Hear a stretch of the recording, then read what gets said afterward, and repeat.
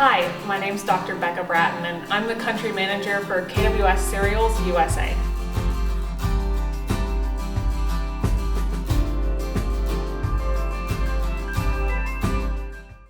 As a German-based company, we've done a lot of research with feeding hybrid rye in those European-based livestock systems for both hogs and cattle.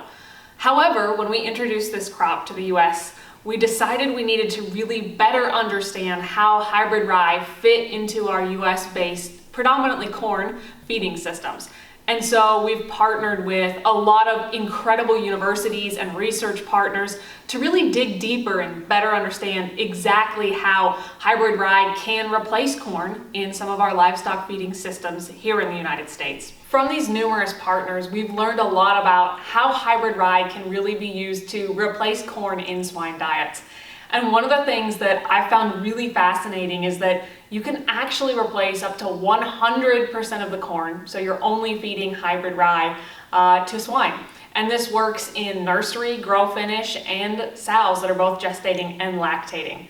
We have learned a couple things. There is a little bit less energy in hybrid rye than corn, which means that oftentimes we'll see some of these hogs are consuming a few more pounds of feed to compensate for that lack of energy. But we've also learned some really interesting things as well. In nursery pigs, we have done an experiment where we saw a decreased incidence of diarrhea, suggesting there may be a gut health component for this hybrid rye.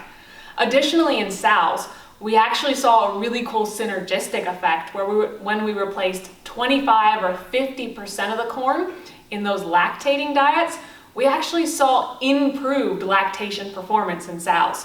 So we know that hybrid rye certainly can serve as a corn replacement in swine diets.